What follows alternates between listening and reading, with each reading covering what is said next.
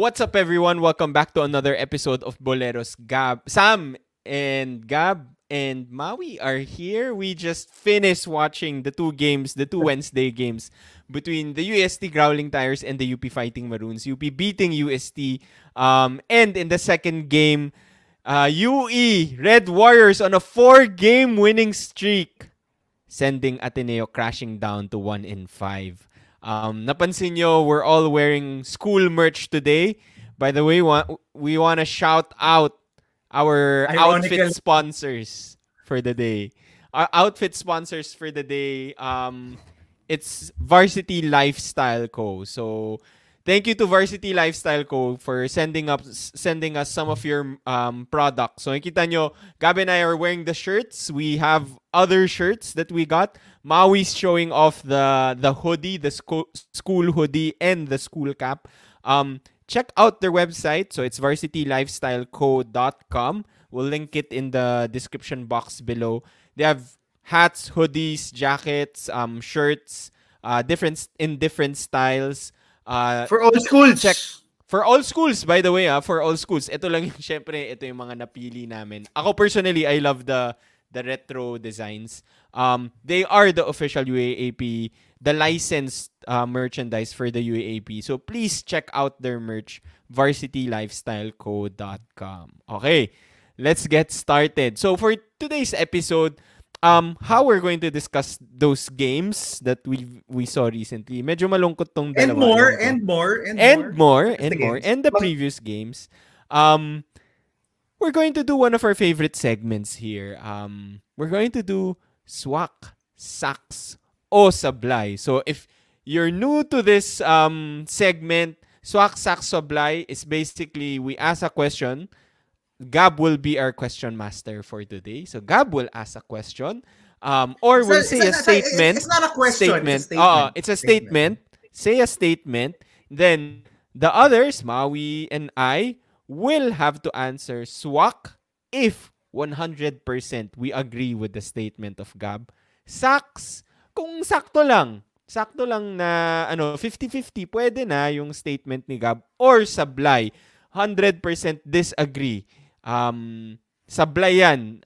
That's not true, Gab. So, this is inspired by the Ringers mismatch, by the way. Shout out to KOC in memoriam and Verno. Of the yung in memoriam of the mismatch. Of the old tandem. Wala na si KOC sa mismatch, unfortunately. Okay, let's get started. Gab, hindi namin alam yung questions, guys, by the way. So, Gab, ano bang mga tanong mo para sa amin? Swak, Saks, o Sablay. The UE Red Warriors are not just Final Four contenders, they are title contenders. Ba't ka tumawa, Maui? Ikaw mauna, Maui. Come on, Swak, Saks, o Sablay. No? They're 4-2, right up there, third place, solo third in the UAAP standings. Are they title contenders or just Final Four contenders? Maui, we just came off that game. They got hot in the fourth. They beat your team, Maui. Remember that. Oy, ako naglagay ng number 3 sa power rankings, diba? Actually, to be fair, you ranked them the highest. You ranked them. I ranked them the highest. Yeah, I can't say na I think Saks lang. Hindi naman super duper. Even if they finally got their first 4-game winning streak in I think a decade, beating Ateneo for the first time in I don't know how many seasons, After 9 years now? Tama ba? Yeah, I think that but I can say honestly that this UE team is very dangerous. Diba? They have the best, if not the best, FSA in the UAAP in Precious Momoway. I think that's debatable now, diba, with how we've seen Tongkara and Konate play, but still Momoway is at the top of the list. Tsaka, if we're talking about a team that can upset teams, diba, in the UAAP, it's a team that knows how to shoot. Diba? If history dictates teams that are able to upset the strongest of the strongest, it's usually teams who can get hot and shoot. I think it's encouraging that we see especially sa game kanina, we saw different people also step up for UE, di ba? Ethan Galang wasn't there. Si Rainier Maga was very crucial down the stretch. Even nung nag-run Ateneo, he was the guy that was hitting mid-range shots and setting up Lingo-Lingo during the fourth quarter. That's a good sign, di ba? What was one of our key things to look out for UE during the preseason? Who will step up? Who will step up? Right of Momowe after they lost Rimogat. And it's been everyone. Diba? We've seen John Abate have 2 breakout games. We've seen Lingo-Lingo have spectacular shooting games. Now we see Ray Maga have a good game. Maybe Cruz Dumont can surprise us in the second round. Buling Tapang was actually called out by Coach Jack kanina, who is somebody who played pretty well. Diba? Devin Fikes, even if he was shooting, I think 1 for 15 in the season, hit that crucial 3-pointer a while ago. So they're starting to get fired up. The momentum is in their favor. As you mentioned, Sam, they're the hottest team in the UAAP. So I would say, sucks. Pwede naman. We could, let's see where this streak ends. If it ends, diba? Maybe they go on a crazy hot streak and win the next 8 games. Sam. Sammy. Yeah, I want to swerve, pero I have to say Sox. I also have to say Sox. They are the hottest team right now, and I think yung best description for them is they can really upset their surprise upset team, ganyan. We always talk about it. They have one of the best FSAs in Precious Momowe, and I think this 4-game winning streak, I think it's legit. I think yung 4-game winning streak nila is legit. They've built their confidence. Maganda yung sinabi ni Maui. Yung maganda dito sa 4-game winning streak na to is we've seen like different players step up. I'm really impressed. Obviously, the most impressive win is still the win against LaSalle. And anytime you beat a team like LaSalle, which we expected to breeze through the first 2 rounds, diba? Except for I guess LaSalle versus UP. That has to be an impressive win. But what impressed me the most in today's game against Ateneo is, number one, they didn't have one of their crucial guys the past few games, Ethan Galang. They're missing him. Ateneo was leading by 10, was leading almost all throughout the game, and they were leading by 10 at one point, but they never stopped. Si Precious Momowe sucked at free throws, and then nung crucial free throws na in the last few minutes of the fourth quarter, suddenly looked like Steph Curry in the free throw range. Kasi parang, 3 straight free throws. He made parang si Shaq. Free throws. Oh, basta when I make them when hitting they free count, throws when it matters. Correct. And I like how this team knows na there's no superstar in this team. Kahit si Precious when he was being interviewed, parang, I'll do anything for the team, I'll contribute, I'll play all 40 minutes. That's what I like about this team. This team works as a team. I think they've bought into Coach Jack's system. So I do think they have a chance.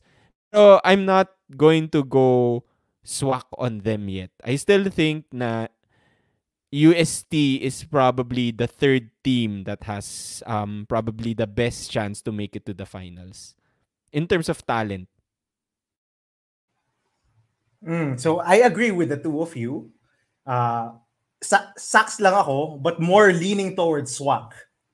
I am now a believer of this team. Yeah. Again, yung sabi ni Maui, they have an identity, which has been their identity since what? Season 85. Shoot a ton of threes. That's what we're gonna do. We're gonna shoot a ton of threes, live and die by the 3-point line. And by the 3-point shot.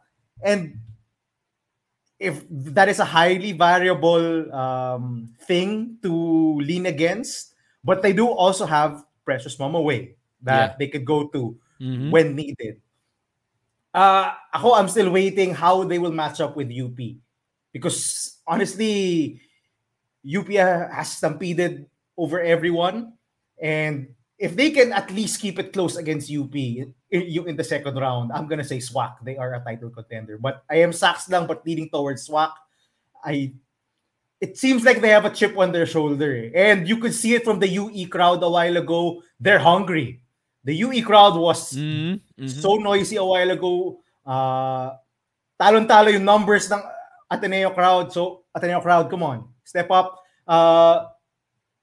UE is on fire. They're playing like they want it. I think also the fact that almost everyone was counting them out because of the departure of Ray Remogat is enough inspiration for them. So I like the fight, no? I like the fight from this from this UE team. And sabi nga ni Maui, if you can shoot well from three, if you launch enough threes and make enough threes, you could beat anyone. LaSalle found that out the hard way. And I think UE can challenge for the title. No? I have not said that since 2009, diba? When they were in the finals. But UE is probably can be a title contender for this season. They look hungry. They do. Parang they do. Out to prove they have something. A chip on their shoulder. Yeah, they're out to prove something. They have a chip on their shoulder. My next statement.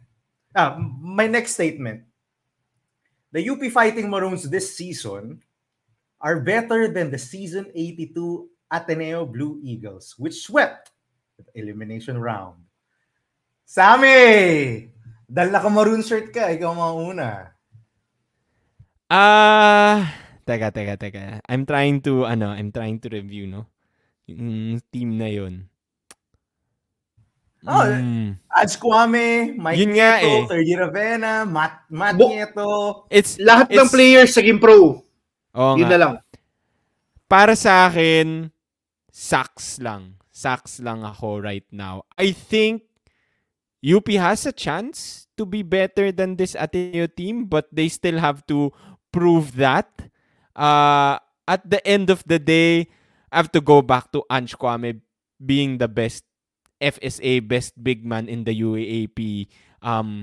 For me, ever. Nag-away na tayo, Gab, nito, di ba? Si Ben Embala ang pick mo. Para sa akin, Ben Embala, by the way. Team Ben Embala to, guys. Watch that episode, by the way. But para sa akin, I think Ange Kwame is the best FSA. Team Kwame!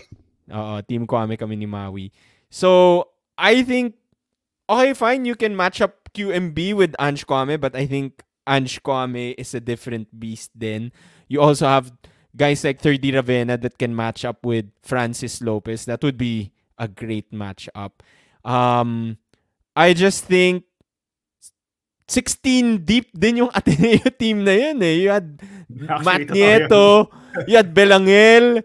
That was a crazy Tio was your third guard. Tyler Tio, oo. It's hard to compare right now. Maybe by the end of the season, mas magiging definitive na swax or hindi. Baka magiging episode yan. Posible. But right now for me, it's a swax. They have a chance. They sort of have that similar build. Pero I think sucks, diba? Sucks. They have a chance. Pero I think they still have to prove it in the end. Maui, you're the biggest Ateneo fan I know. Let's go. Ako isa lang. At this current time, Sablay. Diba? I have to say it's Sablay just because we haven't seen the end of the season. Yeah, They can go 16-0, if they can sweep the elimination and then sweep whoever gets to the finals, whether it be LaSalle, UE, or UST, convincingly. Then it's a conversation. If you remember, diba, even the finalist of that season, UST, was beaten by Ateneo convincingly nung final. So, right now, it's Sablay, but I think that they have the potential to be. Yeah. Diba? If you watch, I think this is one of the most dominant teams. UST beat this 16-0. UST did not beat Ateneo. No, I mean, UST wasn't able to challenge Ateneo. Okay. Ateneo was able to beat them convincingly, diba? So even the title challenger in the title match in the finals wasn't able to really give Ateneo a fight, diba? They were that dominant.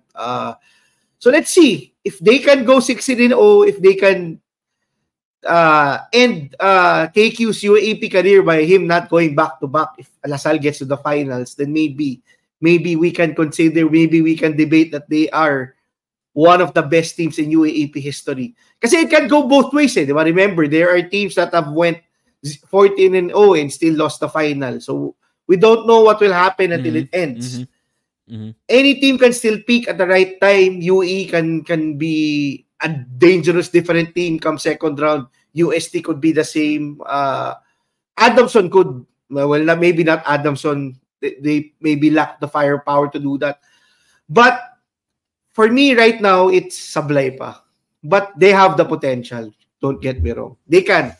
Grabe, Maui, you're doubting Adamson again. Yari ka na naman yan. Papahiya na naman tayo. As a title contender, but as a Final Four, we don't doubt them naman, diba? Joke lang. Ako, yung key sa statement na to, guys, is the word is, eh. Are they right now, presently better? I'm with Maui on this. Sablay for now. They're not better yet. I don't think we can say that for now. But at the end of the season, maybe we can. And this is where I want to go into the discussion into the game a while ago. UST played them well for 3 quarters. They were in this game. They were leading for a good portion of this game. And this UP team just knows when to turn it on. That's what I like. And we saw them like this last season. They knew when to turn it on, but there were times that they still struggle. They rush shots. They rush plays. They commit turnovers. There's still some of that now, but I like it that they can lean on turning their defense on and just locking up opponents. That's what's impressive about this UP team. And same thing kanina, when it was the fourth quarter, they started trapping. They started to go in-your-face defense, and UST could not score at all. Diba? Especially nung na-foul out, when nung na-injure si Mong Tongkara. Wala na magawa ang UST kanina. And even Fortsky, who is a very hard guy to pressure, a very hard guy to force into turnovers. They forced Fortsky into a ton of turnovers a while ago. So 7 pa also, ata. Attended 7 turnovers pa, di ba? They were blitzing him, di ba? You're blitzing him a lot. And the timing of the blitz, yun yung okay sa UP. May discipline sila to know when to double, to know when to gamble, to know when to blitz. I was pretty impressed with the fourth quarter defense of UP a while ago. And they did it without JD Kagulangan. Yun. That was the most impressive part of it. This team is 16 deep. The offense can come from anywhere. Harold Alarcon was generally struggling until these last 2 games. And in the game a while ago, we saw the flashes of the Harold Alarcon we thought we would see last season and this season. Diba? For the preseason, before season 86, we were calling Harold Alarcon him. He was him for UP na. He was taking the big shots. He was making all the big plays.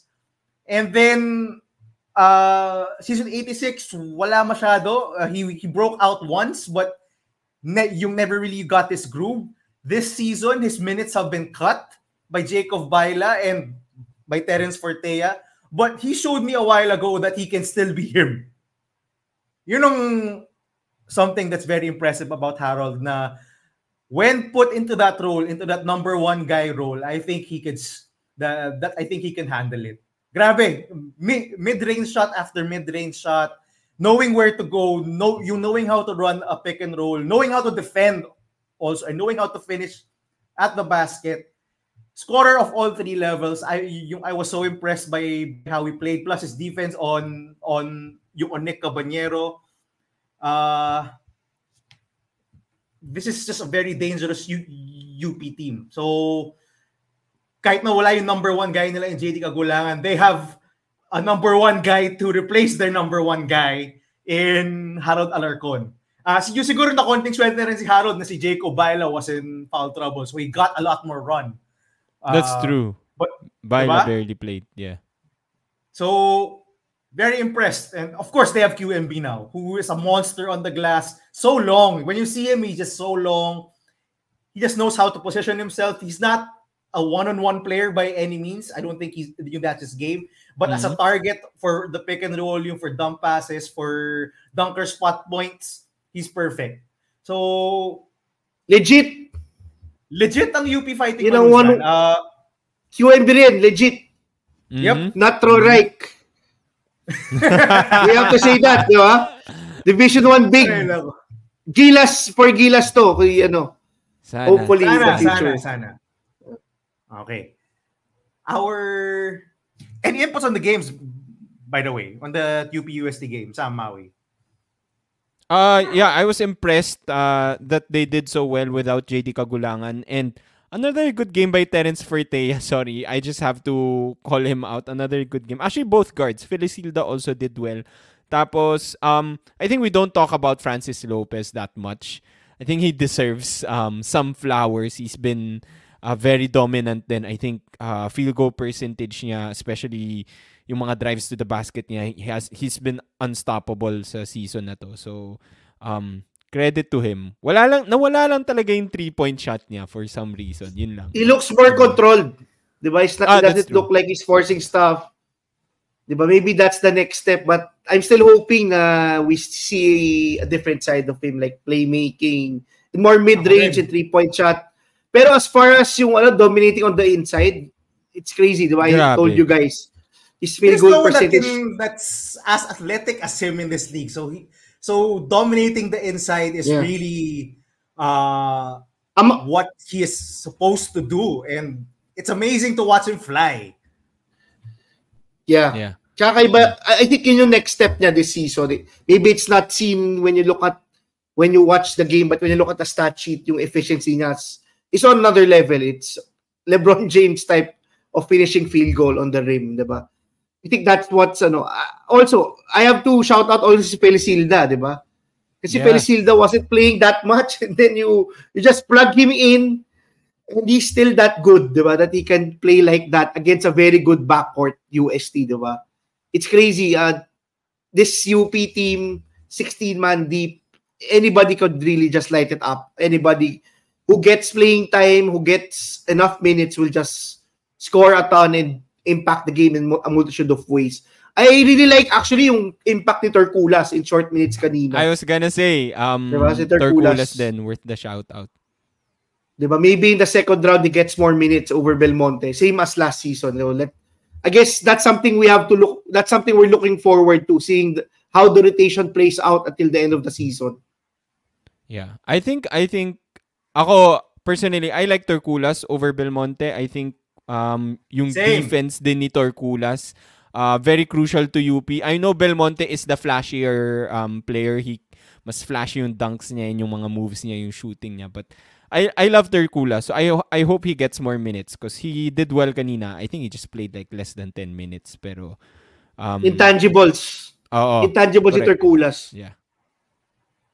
Okay. Our next question. Our next statement. And this was two, but I combined it into one. I don't know how you guys are gonna react to this. Coach Jeff Napa and Coach Tab Baldwin are on the hot seat.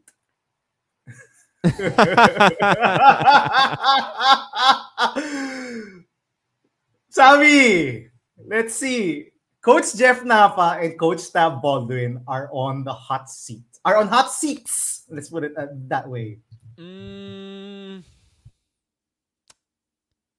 Gusto ko sabihin swak, pero sucks lang. Sucks lang ako. Bakit sucks? Well, number one, obviously on the Coach Tab side, 'di ba? There have been rumors na baka umalis na si Coach Tab, ganyan. So that storyline is still lingering. But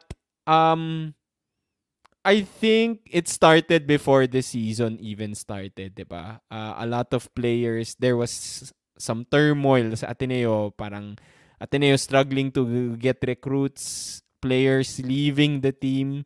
Actually, two straight seasons na there were players that left. Well, obviously, Fortsky had his own issue. But this season naman, Mason left. And then the losing. I know Tab has an amazing resume as an Ateneo head coach. Amazing resume. But knowing Ateneo fans and how crazy they can be, medyo ang kampantay ng Ateneo yung mga Lasal fans eh. Alam mo yung mga Lasal fans na nagsasabing mag-resign na i-fire na si Coach Topex after just a few games. There have been a lot of criticism about Tab. The yes, past couple exactly, games. exactly. That's what I'm saying. Yung Ateneo and Lasal fans, medyo irrational talaga minsan. And it's because sobrang taas ng level of yung expectation nila na it's always championship or bust. Because yun na yung nakasanayan nila eh, diba? So, I want to say sucks for Coach Tab because knowing how crazy Ateneo fans are, I'm pretty sure people are talking about it. So, that's why I'm going sucks. For Coach Jeff Napa, I think it's, sablay. Mas leaning towards sablay. Really? Yung dahil yung nawala si Mo? Yeah, I think it's hard to put all the blame on him. Remember, they were expected to be in the Final Four at the start of the season. And then, syempre, si Diasana nawala. So, I'm less warm on Coach Jeff Napa being on the hot seat. Maui, Ako, I would say maybe si Coach Jeff sucks. Kasi even if you say na walang FSA, I don't think NU will take that as an excuse, di ba? Kasi before when they lost Bobby Ray Parks, they still won the championship. I mean, it's a program that's been very consistent recently, di ba? I don't know if yung issues with Kian Baclaan could be an issue with Coach Jeff. Maybe there are some issues also going on in the locker room that we don't know. That's a good point. Di ba? But sucks just because Mo Diasana was injured, di ba? You can't expect a team to compete in the UAAP without a decent FSA, di ba? Unless if you have a guy like Mike Phillips, di ba, who matches up pretty well with an FSA. I think that's been proven naman with all of the things that has happened the past decade or so in the UAAP. You have to have a decent FSA to compete. So that's on the side of Coach Jeff. On the side of Coach Tab, ako sablay, tingin ko. It's up to Ateneo. It's up to Coach Tab if he wants to be in Ateneo or not. Whether he still wants to rebuild the program or whether he wants to transfer to another program. I think it all boils down to that in the end. Diba? I think it's unwarranted that people are blaming Coach Tab for what's happening right now. If you look at the roster, diba? If you look at the roster lang naman if you look at the roster of Ateneo right now from top to bottom, I mean, realistically speaking, what can we expect? In my opinion, diba?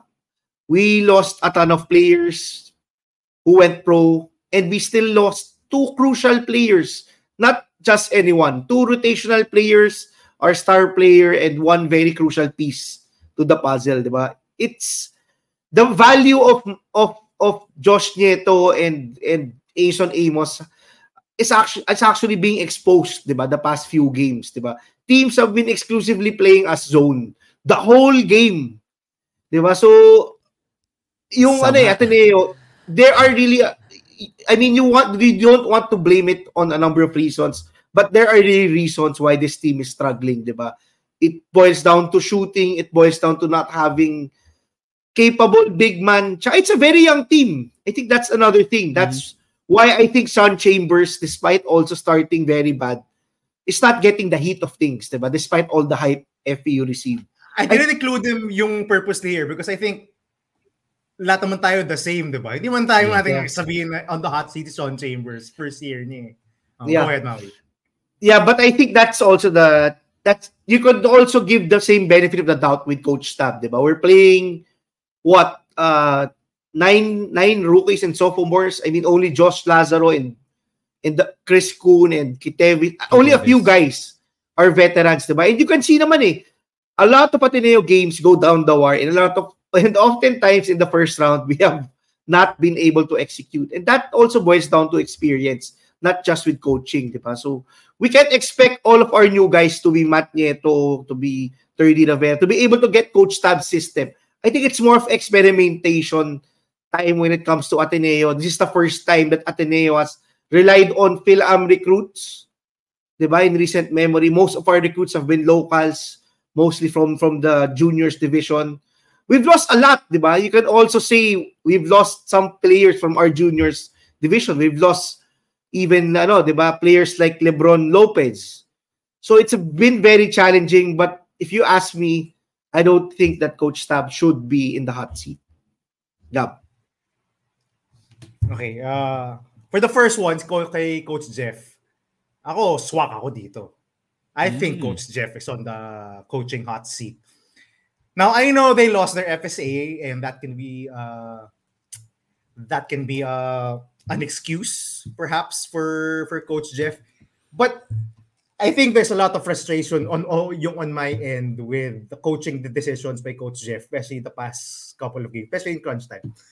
We talked about the Josiero tip-in game winner, in which Coach Jeff and his staff did not have the awareness to guard the rim because only a tip-in was possible. No one's gonna pull off a Trevor Booker. I don't think you'd bet on a Trevor Booker happening in 0.3 seconds in the UAAP. That's a very anomalous play. That was one. The one against UE when they were down by 2, 53-51. Precious Momoway was approaching the ball, and they still denied Precious Momoway. And they denied the worst free throw shooter on UE. They could have easily gotten the ball back with a one possession game, but instead they end up being down by 4. And the rotations. I've been very frustrated with Jeff Napa's rotation. I just think masyado yung binabalasa. Again, lalo na yung guards. I think it's the guards. Yung tatlo yung point guards. Yung tatlo, no? Now, yes, Reinhard Dumamoy has struggled, but I think part of the struggle is that he gets pulled quickly every single game. Like there's one quarter, I think in their last game or in their last game. In one quarter, he gave Steve Nash 3 minutes, pulled him out, put in Reinhard. After 3 minutes, pulled him out, and put Tebol Garcia for 3 minutes. How are you gonna get a rhythm? Yeah. Diba? Wala pa sa SBP, bro. Oh, like Coach Jeff, SBP. I know you don't like errors, but at some point you have to let young guys like Humamoy and Garcia, you make mistakes. Diba? Like Garcia started, made a couple of mistakes, and never re-entered the game.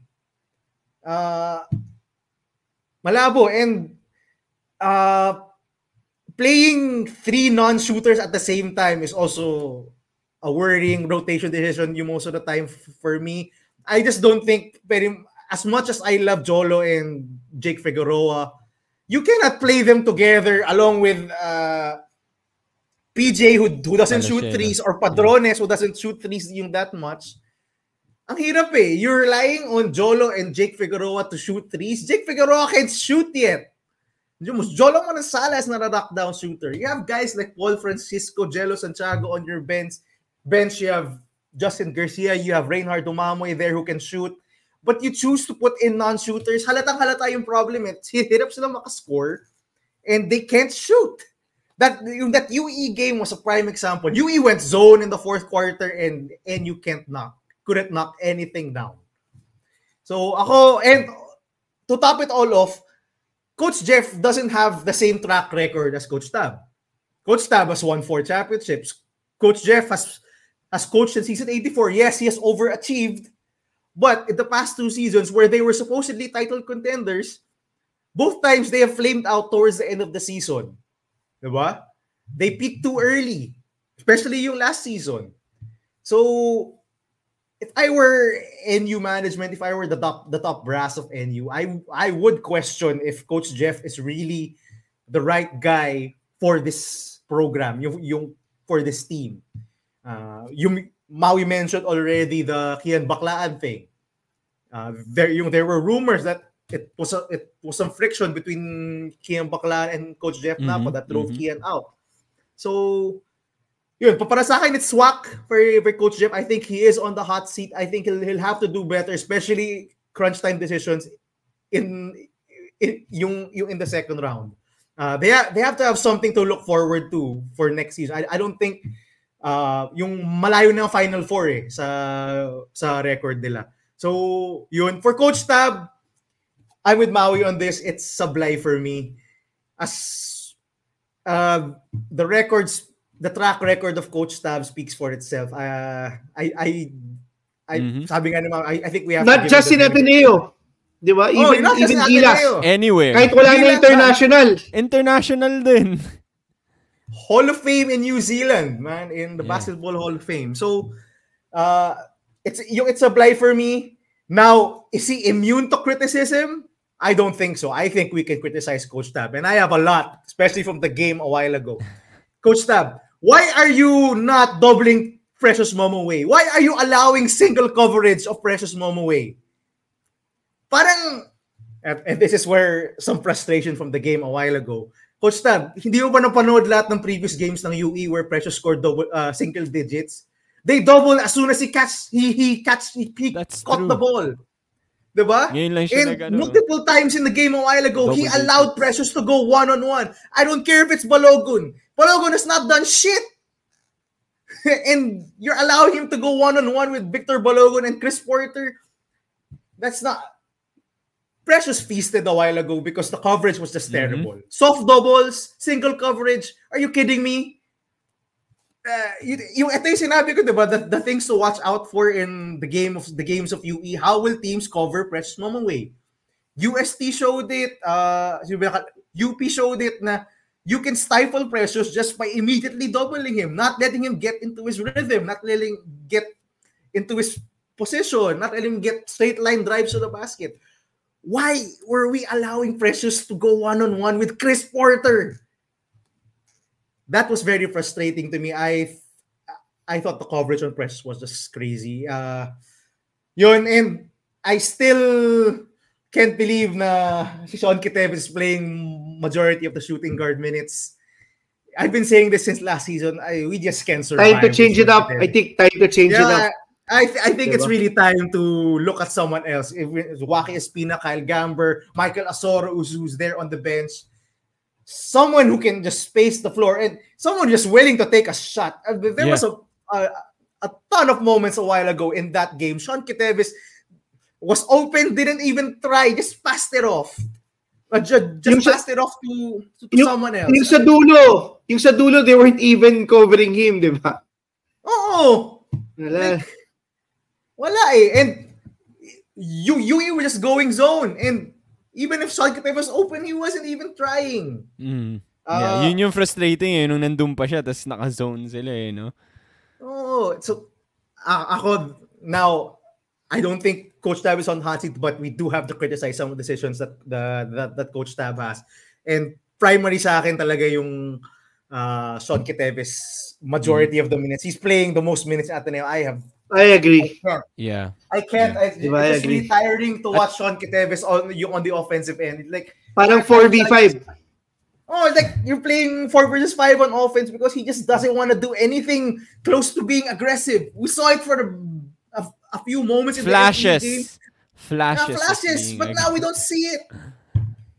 It's actually, so frustrating right now. Anyway, go. That's ahead. A good point. At this point, diba, parang give nothing against Sean, but give the younger guys a chance. Kasi at this point you're 1-4, you're 1-5. You should probably give more minutes to the younger guys just to let them gain experience and prepare them for the succeeding season. Obviously, it's Sean Kiteves' last year, so do a Coach Gold. Diba si Coach Gold, minsan yung mga pag-graduate na niyang player, medyo binabawasan niya yung minutes din. I want to see that in the succeeding games, actually. That's a good point. That will probably happen. Diba, they're 1-5 na eh. That will probably happen in the second round. Diba? Yeah. Might as well give the younger guys a run. I do want to add one thing for Coach Jeff Napa. We also have to remember na si Coach Jeff Napa is an integral part of their high school program din, their juniors program. And I think that's also like one reason why I wouldn't like instantly remove him. But good point naman. As a coach, He's probably, also from NU. So and baka he's yun also yung from isang NU, diba? sticking point sa kanya. Legacy. Legacy. Yeah, but siguro what could happen is maybe they remove him as a coach, but he then becomes the Bo Perasol type of parang manager of the team. Maybe that's how they can fix it if they want to replace the coach. Kasi ito yung joke natin, Gab, diba? Si Coach Jeff Napa, hindi talaga siya yung coach ng juniors. Assistant lang siya. Pero parang siya talaga yung coach ng juniors team. And maganda yung mga na-recruit niya from high school. All the high school recruits the past few seasons have been solid. So, I do want to give that to Coach Jeff Napa. Maui, may inputs ka ba? Or same lang? You frustrated ka din? Well, yeah, on the side of Kitevis, I'm very frustrated, diba? I really think if si Nieto was here, it could have been a different story. Maybe they went to Nieto more than Kitevis because he can defend. Malaking what if yun no? Yeah. I think very, very problematic sometimes when you put Kyle Gamber in, is the best shooter, I would say, sa Ateneo. But the problem is, you can see there are certain lineups that you can't put him. There's a reason why he was a -12 a while ago in 3 minutes, diba? Other guards take advantage dun sa defensive liability niya. But with regards to the coverage a while ago, I was actually impressed sa Ateneo in the first 3 quarters. They let Momoe do the work, but they were able to contain all the other guards. They limited UE to 37 points in 3 quarters. But when things started to open up, diba? When things started to open up, when they started hitting their outside shots, when Lingo got hot, it was all, you knew that the ship was really falling. Diba? The ship was really going to sink. Kasi they couldn't defend the 3 and Momoe was feasting on the inside. So maybe we could have done a different thing. Maybe we should have just limited Momoe and made them beat us on the 3-point line. But it's crazy because everything was just going for UE, diba? They scored almost the same points in the 4th quarter as they did the first 3 quarters. Diba? That's the story of the game, basically. All right, so let's move on. Maybe our last one. I do have a couple more, but sige, let's make this our last statement. FEU should give Mo Konate at more seasons than just this season. Swak, Sax, o Sablay. Because they do have an FSA in the waiting for next season in Montel Shelton. He's been watching the games. He's there. Swak, Sax, o Sablay. They should line up Mo Konate for next season and beyond. Maui, go ahead. Swak! Dapat. Diba? I don't think they should replace Mo Konate. At least 2 more seasons for Konate. It would be crazy if they change FSAs, in my opinion. He has been the most steady, has been the most consistent player in their lineup this season.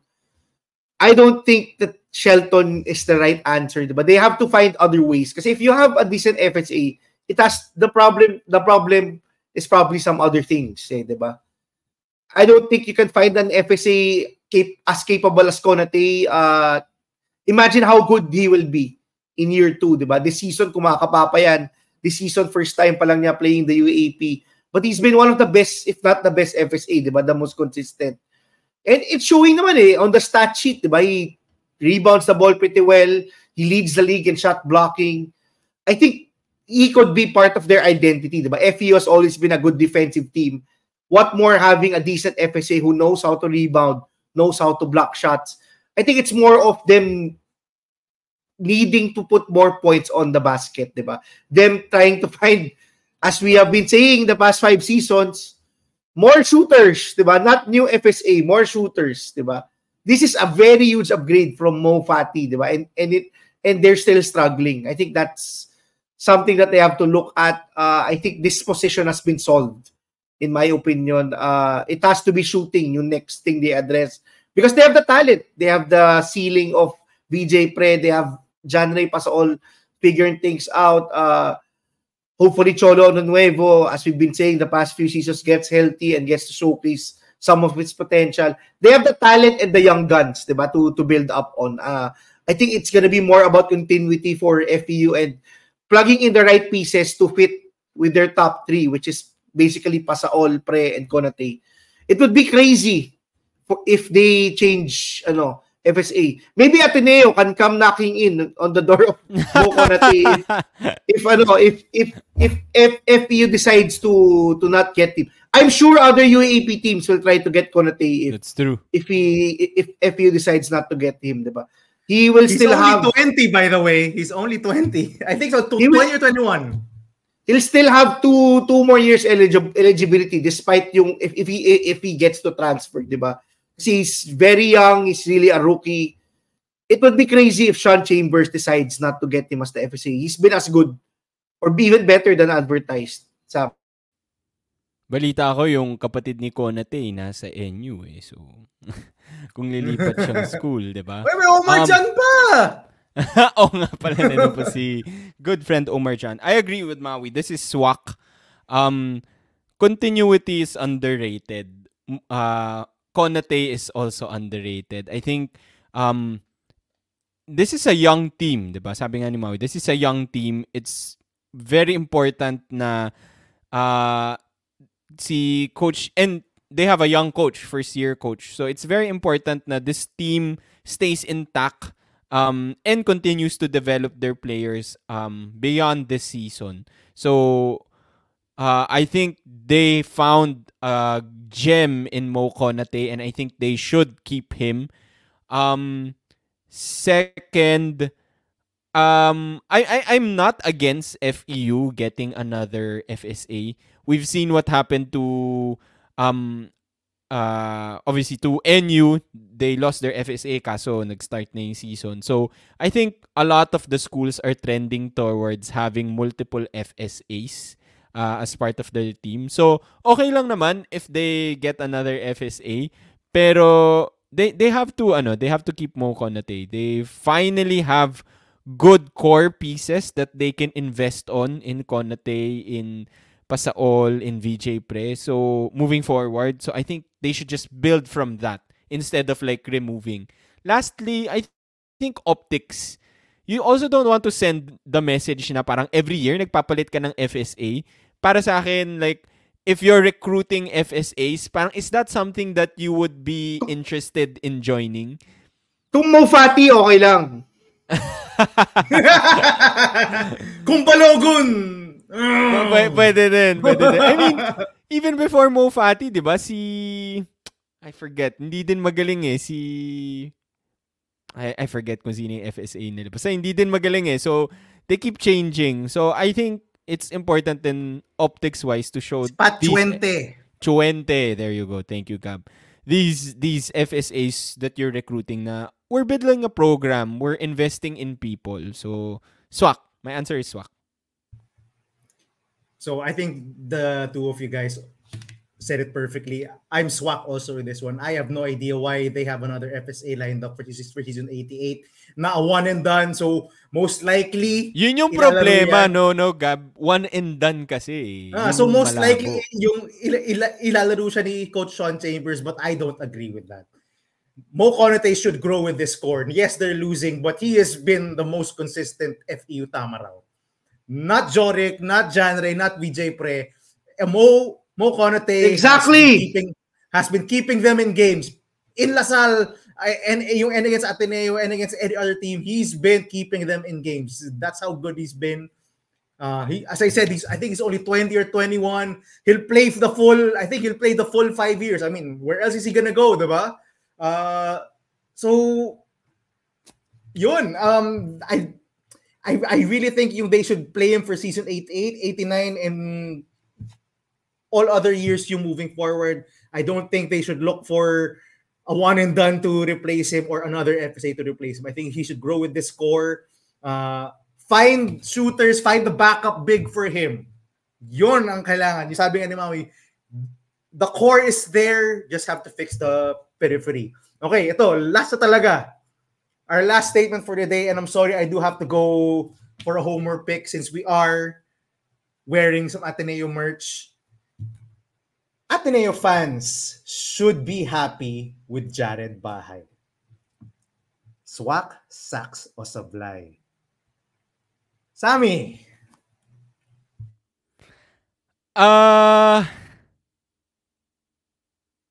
Swak. I'm going Swak here. I'm going Swak. Wow! Swak! Yeah. Swak number 1 because Jared Bahay decided to go to Ateneo instead of pursuing UP. Imagine if Jared Bahay ended up in UP. Imagine if he did not end up in Ateneo. How this Ateneo team would look like right now. I think yung impact lang of like Jared. Let's not look at yung performance muna. Like that's a different discussion. That's optics. A different story. The optics. Optics, exactly. It was so bad for Ateneo the entire off-season. The one good thing that happened to them this off-season, probably the best thing that happened to them was Jared Bahay deciding to go to Ateneo instead of decommitting from UP and deciding to commit to Ateneo. Right now, he hasn't been performing well. If you look at yung percentages niya, yung numbers niya, and obviously the team has been bad. But Maui, I think you've said this 1,000 times before. It's hard to be a rookie point guard in the UAAP, especially in a team that's not good. I'm sorry, in a team that's not good, diba? It's even harder. Probably ganyan yung shooting din ni Bahay because sometimes he's being forced to throw up a lot of shots. We were angry at Ian Espinosa last year when he kept throwing shots or spending the whole 24 seconds to make a play. Jared Bahay is on a different level. But it's really just the team kasi is very young. It's not that good right now. But I think the fact that he's there will make Ateneo attractive for future recruits. That's why Ateneans or fans should be happy for that Jared Bahay is there. And despite the so-so performance, the disappointing performance so far, nakikita mo yung talent or yung skills ni Jared Bahay. Nandun yung flashes of brilliance ni Jared Bahay. And it's really just his, first 6 games. Come on, guys. You have to be patient with stars like this. SJ Belangel, yun na lang number 1 example ko. Minumura ng lahat yun nung rookie year niya because he was turnover prone. Kwento niya mismo on this episode, he was horrible in his rookie year. And look at him the second season, the third season, he was a superstar. So you should be happy, but you should be happy and just be patient. Maui. Yeah. Ako naman more of, I would say in the middle, Sax. With I'm happy that Bahay decided to go to Ateneo because of the optics, diba? Other top recruits will still consider Ateneo just because of what he did. If he went to UP, then maybe it could be a different story, di ba? Tama si Sam eh. Everything was going wrong and Jared Bahay still decided to go to Ateneo. I think that just shows yung character ni Bahay. Or maybe the money that Ateneo, the Cebu people decided to throw it. I don't know. Yep. We will never know the full story, but the optics are better for Ateneo just because of Bahay. There is hope for the Ateneo program just because of Jared Bahay.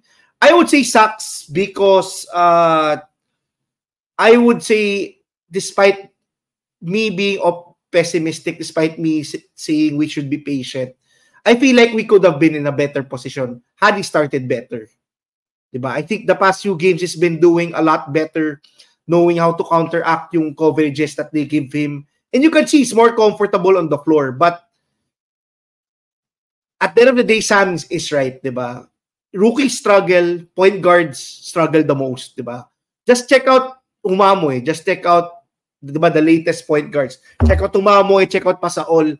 All of these guards struggle, diba? Other guards, rookie guards do better because most of the time, guards who are rookies, quote unquote, are not really rookies, diba?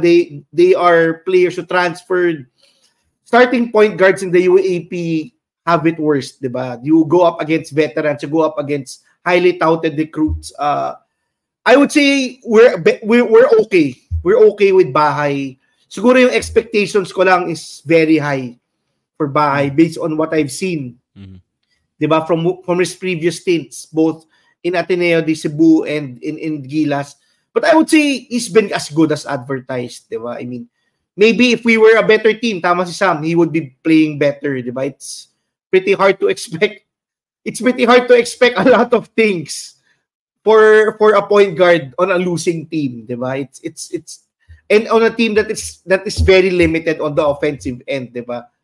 So I just be sakto lang pero not super high, but hopefully he continues to kasi you can really see if you look at the stat sheet, you probably wouldn't see yung huge improvements ni Bahay from game 1 to game 6 in my opinion.